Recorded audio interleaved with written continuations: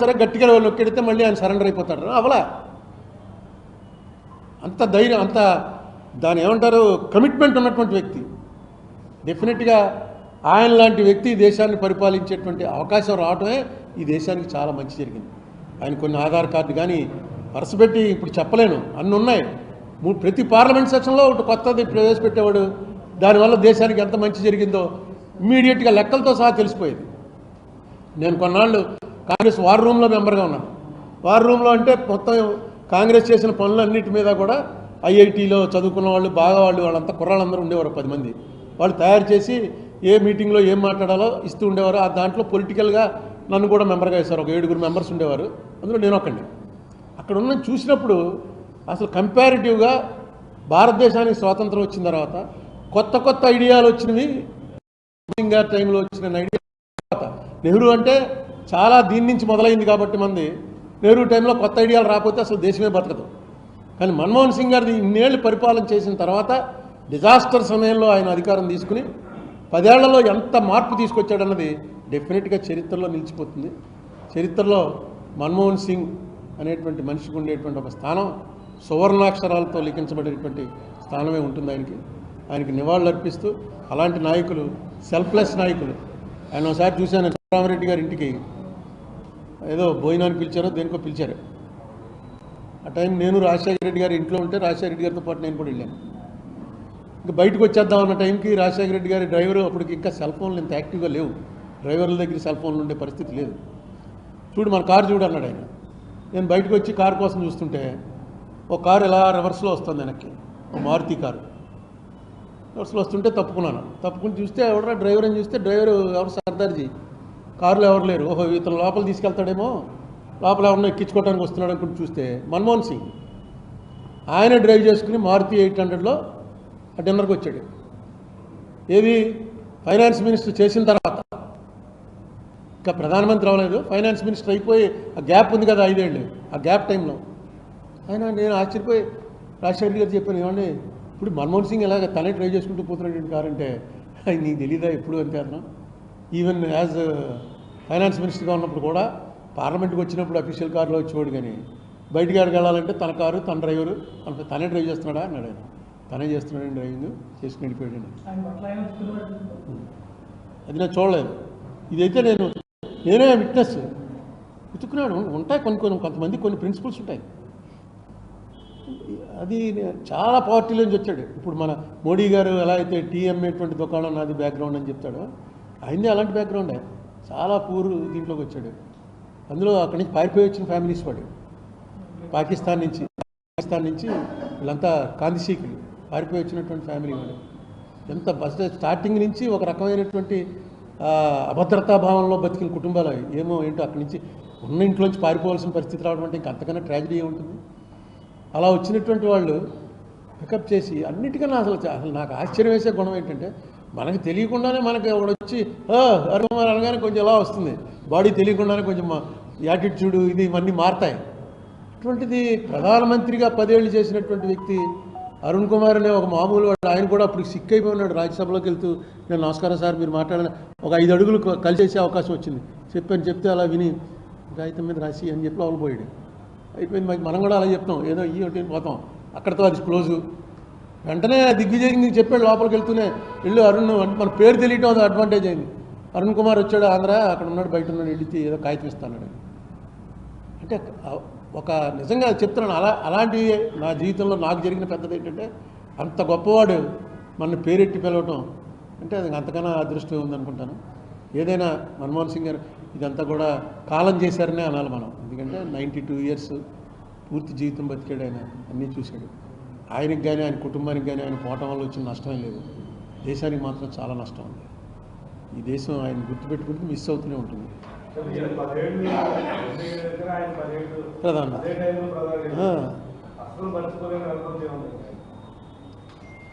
మన్మోహన్ సింగ్ గారిదా ఒకటండి 2 సార్లు ఆయన ట్రాన్స్లేషన్ చేశాను. ఒకసారి అనంతపూరు, ఒకసారి వైజాగ్, 2 సార్లు. అందువల్ల నా పేరు గుర్తుండిపోయి ఉంటుంది ఆయనకి. తర్వాత ఆయనతోటి మర్చిపోలేని ఆంధ్ర రాష్ట్ర విభజనప్పుడు నేను ఆయనతో చెప్పాను, నేను ఒక్కడనే లోక్సభలోనే పక్కకి వెళ్ళి చెప్పాను, ఇది చాలా ఆంధ్రాలో చాలా తప్పు జరుగుతుందండి. ఆంధ్రాలో కాంగ్రెస్ ఇంక ఉండదు. ఆంధ్ర వాళ్ళని కన్విన్స్ చేసి చేయాలి తప్ప ఇలా వన్ సైడ్గా చేయటం కరెక్ట్ కాదు చెప్తే ఆయన అంతా విన్నాడు. విని అప్పుడు ఎందుకో ఎడ్జర్న్ అయింది. ఆయన లేచిపోయి బయటకు వెళ్దాం అనుకున్న టైంలో పక్కకి వెళ్ళి చెప్పాను. విన్నాడు. విని ఏమన్నాడంటే, is a political decision, you have to talk to the political heads, but Hyderabad trade, Hyderabad brand అది మాత్రం ఉన్నది, ఇంక డిటీరియేట్ అయిపోతుంది. Take care of that. అంటే ఈ యాజిటేషన్లు ఈ పేపర్లో వచ్చేవి ఇలాగే ఉంటే హైదరాబాద్ బ్రాండ్ పడిపోతుంది. అంతా ఎకనామికల్గానే ఆలోచిస్తాడు ఆయన. హైదరాబాద్ బ్రాండ్ పడిపోతే వన్ ఆఫ్ ద టాప్ 10లో ఉంది హైదరాబాద్, 5th ప్లేస్ అనుకుంటాను ఇండియాలో ఎకనామికల్గా. అంత రెవెన్యూ వచ్చేది. రోజు ఇక్కడ గొడవలట, ఈ హైదరాబాద్లో ఇలా వాళ్ళు ఏదో రీజనల్ గొడవల్లో పడుతున్నారట అనేటప్పటికి హైదరాబాద్ బ్రాండ్ నెమ్మదిగా వీక్ అయిపోతుంది. That should be taken care of. అంతవరకు అంటే ఆయన అంతవరకే. మిగతా పొలిటికల్ డెసిషన్లు మీరు మాట్లాడుకుని పొలిటికల్గా ఏం చేయాలి, మీ ముఖ్యమంత్రులు, ప్రధానమంత్రిగా నా పాత్ర ఇది, మీరు అందరూ ఏం చెప్తే అది చేస్తాను, అంత సింపుల్గా చెప్పాడు. అదొకటి నేను మర్చిపోలేదు. ఎందుకంటే అప్పుడు అతను వినవలసిన పని లేదు. ఇంకొక నెలలు కాదులే, ఇంకా 5-6 నెలల్లో అయిపోతుంది. ఇది వర్కింగ్ కమిటీ రాగానే చెప్పాను. చాలా సింపుల్గా ఇప్పుడు హైదరాబాద్ అనేటువంటి దాని మా బ్రాండ్ పడిపోతే మాత్రం దేశానికి నష్టం. అది పడకూడదంటే ఏదో సెటిల్మెంట్ చేయాలి. Political decision has to be taken. అదొకటి నేను మర్చిపోలేని. నెక్స్ట్ ఎప్పుడైనా కనిపిస్తే హలో హాయ్ అరుణ్ అంటే మనకు ఎలా ఉంటుంది? ఎవరిని పలకరించడు, పేరెట్టి పలకరించేది చాలా తక్కువ మందిని. నెక్స్ట్ అలా తలదించుకునే వెళ్తాడు, కానీ ఆయన ఇలా తల ఎత్తి నడవటం కూడా చూడలేదు నేను. ఇప్పుడు ఇలా తలదించుకునే నడుచుకుంటూ వస్తాను. ఏంటంటే మోస్ట్ దాన్ని ఏమంటారంటే, అదే నేను ఎప్పుడు చెప్తుంటాను కదా, అది బైబిల్లో వాక్యం, తనను తాను తగ్గించుకున్నవాడు హెచ్చించబడును, తనను తాను హెచ్చించుకున్నవాడు తగ్గించుకోడు. ఆయన ఎప్పుడూ తగ్గించుకున్నాడు. ఆయనే కదా, అదే చెప్పానుగా మహాత్మా గాంధీ, అదే సరేగా.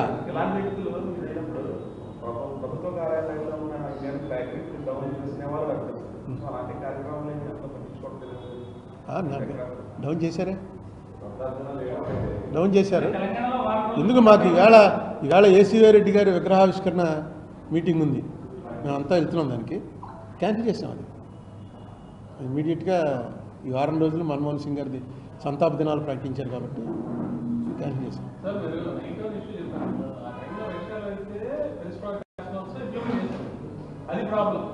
దండం పెట్టుకో వచ్చి. ఈయన మన్మోహన్ సింగ్ గారికి పెద్ద అభిమాని, బ్యాంకింగ్లో పనిచేసే మనిషి కాబట్టి తెలుసు ఎలా మార్చాడో మొత్తం ఎకానమీ అంతా. సర్రాజ్ గారు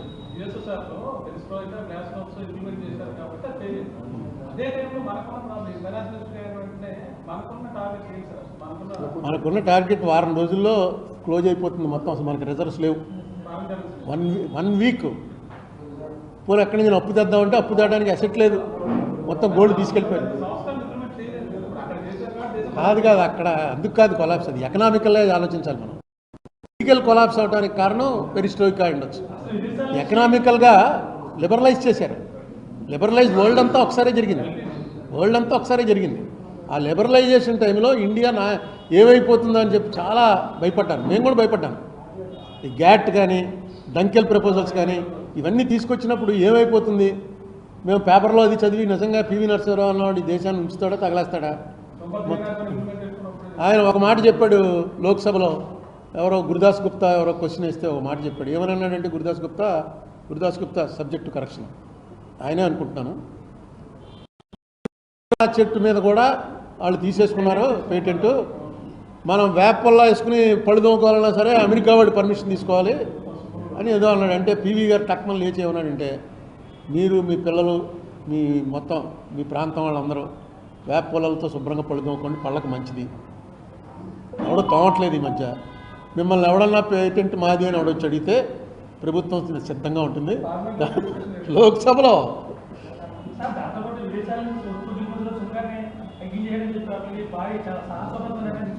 అదే అంటే ఇది ప్రో క్యాపిటలిస్టిక్ థియరీ. దానికి పివి నరసింహారావు గారు పొలిటికల్గా ఏమని డెఫినేషన్ ఇచ్చారంటే, నెససరీ ఈవిల్ ఇది చెడే, కానీ ఇట్స్ ఎ నెససరీ ఈవిల్. తప్పనిసరి. ఇప్పుడు ఆపరేషన్ చేసి కాలు తీసేయాలని అంటారు, షుగర్ ఎక్కువైతేనే. కాలు తీసేయడం ఏంటంటే ఇంకంతకన్నా వాడు బతికి ఏమైపోతుంది, కానీ but it is a necessary evil. మన భారతీయ పరిస్థితుల్లో, దేశం ఉన్న పరిస్థితుల్లో మెయిన్ స్ట్రీమ్లోకి రావాల్సిందే. మెయిన్ స్ట్రీమ్లోకి రావాలంటే అవుతాయి కొన్ని ఇబ్బందులు అవుతాయి. ఆ ఇబ్బంది లేకుండా హ్యూమన్ ఫేస్ తోటి సంస్కరణ ఎలా తీసుకురావడానికి, హ్యూమన్ ఫేస్ పోకూడదు. మన ఎంత ఎందుకు దీని మీద బాల కార్మికుల మీద ఆయన బ్రహ్మాండంగా చెప్పాడు పివి నరసింహరావు గారు. బాల కార్మికులు నిషేధం చేస్తే కానీ ఆ దేశంతో ఎవరో ఏ వ్యాపారాలు చేయకూడదు అని ఒకటి పెడితే అది తీయించేశాడు ఈయనే. మా దేశం పరిస్థితి నీకు తెలియదా? 60% విలేజెస్లో పొద్దున్నే లేచి వాడు ఇది గొడ్లు కాచుకోవడానికో పొలం పనులకో పోకపోతే వాడు స్కూల్కి లేవు. మా దేశం అలాంటి చేయలేదు. 14 ఏళ్ళ లోపు వాడు పనిచేస్తున్నాడంటే ఆ దేశంతో నో ట్రేడింగ్ అంటే ఫస్ట్ ఇండియాయే పోతుంది బయటికి. మేము నెమ్మదిగా డెవలప్ అవుతాం, కానీ మాకు ఇలాంటివి పెట్టకండి అన్నాడు. అణు ఒప్పందం ఒకటి చాలా ఇబ్బంది అంటే మనకి పొలిటికల్ ఐడియాలజీ దగ్గర వస్తుందండి తేడా. ఎందుకంటే ఇప్పుడు ఆ టైంలో బీజేపీ వాళ్ళు ఉన్నారు, single largest opposition party. BJP వాళ్ళు అపోజ్ చేశారు దీన్ని. బీజేపీ వాళ్ళు అపోజ్ చేస్తారని ఐడియాలజికల్గా ఆలోచించి కమ్యూనిస్టులు అపోజ్ చేస్తారు, ముందు నుంచి తెలుసు, వాళ్ళు పోతారు బయటికి. కానీ బీజేపీ వాళ్ళు అపోజ్ చేస్తారు అనుకో. బీజేపీ వాళ్ళు ఎందుకు అపోజ్ చేశారంటే అపోజిషన్లో ఉన్నాం కాబట్టి అంతే, ఇంక వేరే కారణం ఏం లేదు. ఈ ప్రభుత్వం దింపేస్తే నెక్స్ట్ ఎలక్షన్లు వస్తాయి, ఎలక్షన్లు రావాలి, మళ్ళీ మేము వస్తామేమో అధికారంలోకి, అంతే. దాన్ని ఎలా ఫేస్ చేయటువంటి దాన్ని నిలబెట్టుకోవడం దాంట్లో రాజశేఖర రెడ్డి గారి కంట్రిబ్యూషన్ చాలా ఉంది. వచ్చి 3-4 రోజులు ఉన్నాడు అక్కడ ఉండి. తెలుగుదేశం ఎంపీలు కొంతమంది వచ్చారు, మిగతా పార్టీల నుంచి వచ్చారు. తెలుగుదేశం ఎంపీలను కొంతమందిని తీసుకొచ్చారు. వాళ్ళకి రాజకీయపరమైనటువంటి వాగ్దానాలు ఉంటాయి. నీకు మళ్ళీ టికెట్ ఇస్తామనో, లేకపోతే నీకు ఏదో పోస్ట్ ఇస్తామనో రాజకీయపరమైన వాగ్దానాలు ఉంటాయి. అందులో రాజశేఖర రెడ్డి గారి కంట్రిబ్యూషన్ చాలా ఉంది. తర్వాత అసలు మన్మోహన్ సింగ్ గారు, నీకు ఆ విషయం ఒకటి మర్చిపోయాను. ఇక్కడ ఇది రాగానే సీమన్నారాయణ గారిని, నా ఫ్రెండ్ ఒక ఆయన ఉండేవాడు, ఎలక్ట్రిసిటీ బోర్డు ఇంజనీర్ చేసి, కొత్తపల్లి సత్య శ్రీమన్నారాయణ కవి కూడాను. ఆయనను దేశాయ్ గారు కూర్చుని ఆఫీస్లో అసలు దీని మీద ఏది ఈ అణు ఒప్పందం 1, 2, 3 మీద ప్రపంచంలో ఎవరేమనుకుంటున్నారని నెట్ దగ్గర కూర్చుని వెతికారు. వెతికితే చైనా తీవ్రంగా వ్యతిరేకించింది. పాకిస్తాన్ వాడు ఏమన్నాడు, వాళ్ళకి ఇస్తే మాకు ఇవ్వాలి, లేకపోతే అమెరికా సైడ్ తీసుకున్నట్లు లెక్క, సేమ్ ఒప్పందం పాకిస్తాన్కి కూడా ఇవ్వండి, లేకపోతే చాలా తీవ్రమైనటువంటిది ఇంకా చేస్తాం అని పాకిస్తాన్ వార్నింగ్ ఇచ్చాడు. దేశాయ్ గారు పొలిటికల్ థింకింగ్ కదా, వెంటనే ఒక బుక్ తయారు చేశారు. ఒక 30 పేజీల బుక్. ఆ బుక్లో చైనా వాడు ఏమన్నాడు, పాకిస్తాన్ వాడు ఏమన్నాడు, రెండు కూడా మనకి శత్రు దేశాల కింద లెక్క. చైనా శత్రు దేశం కింద లెక్క కాకపోయినా మనకు ఫ్రెండ్లీ దేశం కాదు, పాకిస్తాన్ శత్రు దేశం. రెండు దేశాల వాళ్ళు దీన్ని తీవ్రంగా వ్యతిరేకించారు ఇంటర్నేషనల్ డయాస్ మీద. అదో బుక్ వేశారు. ఆ బుక్ నేను ఒక 500 కాపీలు వేయించి మొత్తం పార్లమెంట్లో అందరికీ పంచిపెట్టాను. ఎవరు రాసినట్టు? నేనే రాసినట్టు. అంటే వీళ్ళు నెట్లోంచి తీసిందే, కింద బై వి అరుణ్ కుమార్ అని చెప్పేసి ఎంపీ రాజమండ్రి అని. దాని మీద సిడబ్ల్యూసి మీటింగ్లోకి వెళ్తూ ప్రణబ్ ముఖర్జీ గారు పిలిచి కేకలేశాడు, నువ్వెలా వేస్తావు ఇలాంటి బుక్కు, నువ్వు ఎంపీవి, రూలింగ్ పార్టీ ఎంపీ, ఏఐసిసి సెక్రటరీవి, నువ్వెలా వేస్తావు ఇలాంటి బుక్కు, నేను చదివాను అంటే అదంతా నిజమేనండి, నెట్లోంచి తీసిందే, నా సొంతమేం కాదు అంటే నిజమే, నిజం చెప్పి ఇంకా ఎవడో పేపర్ వాడు రాయాలి, ఎవడో ఆర్టికల్ రాయాలి, దీని మీద స్పెషలిస్టులు ఉంటారు, నువ్వు ఆ రూలింగ్ పార్టీ ఎంపీ నువ్వు వేస్తే ఏం వెళ్తుంది మెసేజ్, నో ఇలాంటి ప్రయోగాలు చేయకూడదు, అసలు పార్లమెంట్ అంతా పంచిపెట్టేశావు అని చెప్పి ఆయన కోపడ్డాడు. ఇదే మాట మన్మోహన్ సింగ్ గారు ఎంత బాగా చెప్పాడంటే, దీన్ని ఫ్రెండ్లీ మీడియా ఎవరైనా ఉంటే వాళ్ళకి ఇచ్చి పేపర్లో వచ్చేలా చూడు, వెరీ ఇంపార్టెంట్. వచ్చింది పేపర్లో, మన తెలుగు పేపర్లోనూ వచ్చింది, ఇంగ్లీష్ పేపర్లోనూ వచ్చింది. పేపర్ వాళ్ళందరినీ సెంట్రల్లో కూర్చోబెట్టి, బాబు ఇది ఎవడన్నా ఏంట్రా బాబు అని. దానివల్ల చాలా ఉపయోగం కూడా జరిగింది. ఎందుకంటే ఎప్పుడైతే మనకు ఎలా ఉంటుందంటే పాకిస్తాన్ నుంచి అంటే ఇది మనకు మంచిదే ఉంటుందని, అంతే కదా. జనరల్గా పాకిస్తాన్ ఎట్టి పరిస్థితుల్లో ఒప్పుకోవట్లేదు దీనికి అన్నది. ఆ చెప్పడం సేమ్ మన్మోహన్ సింగ్ చెప్పింది, ప్రణబ్ ముఖర్జీ చెప్పింది ఒకటే. కానీ మన్మోహన్ సింగ్ చెప్పింది స్మూత్గా ఉంటుంది, ఈయనేమో కొంచెం కోపిష్టి ప్రణబ్ ముఖర్జీ, ఉత్తుత్తిన కష్టం అనేవాడు, నువ్వు ఎలా వేస్తావు అట్టు అన్నాడు. ఆయన అంత స్మూత్గా చెప్పాడు. రేపు పార్లమెంట్ జరుగుతుంది, అప్పుడు పార్లమెంట్లో ఇది ఎవరినైనా ఫ్రెండ్లీ మీడియా అని పిలిచి మీడియాలో వచ్చేలా చూడు, నీ పేరు రా నీకు అన్నాడు. ఎందుకంటే ఇది మళ్ళీ వాళ్ళకు వార్త అవుతుంది. ఇగో అఫీషియల్గా కాంగ్రెస్ పార్టీ ఎంపీలు తీసుకొచ్చి శత్రు దేశాల కింద మమ్మల్ని ట్రీట్ చేసేయి అంటారు. ఆ ఎంపీ అనేటప్పటికి ఆ వాల్యూ పెరుగుతుంది, దానికి నెగిటివ్ వాల్యూ తగ్గించడానికి చూసాడు. చదివా? అయ్యో ఏదైనా చదువుతాడు, ఇద్దరు చదువుతాడు. ఈవెన్ ప్రణబ్ ముఖర్జీ, నేను ఏపీ రీఆర్గనైజేషన్ మీద వేసిన బుక్ నన్ను అలా కూర్చోబెట్టి ఒక హాఫ్ అన్ అవర్ 40 మినిట్స్లో మొత్తం చదివేశాడు.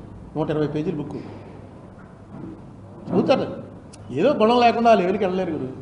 ఊరికే మళ్ళా తిప్పేసి లేకపోతే ఫ్యాన్ ముందు పెట్టి ఇంగిన పేజీలు తిరిగిపోయి కాబట్టి అయిపోయింది అలా ఉండదు వాళ్ళకి. డెఫినెట్గా అందులో మన్మోహన్ సింగ్ ఆయన మాట్లాడడం తక్కువ, చదవడం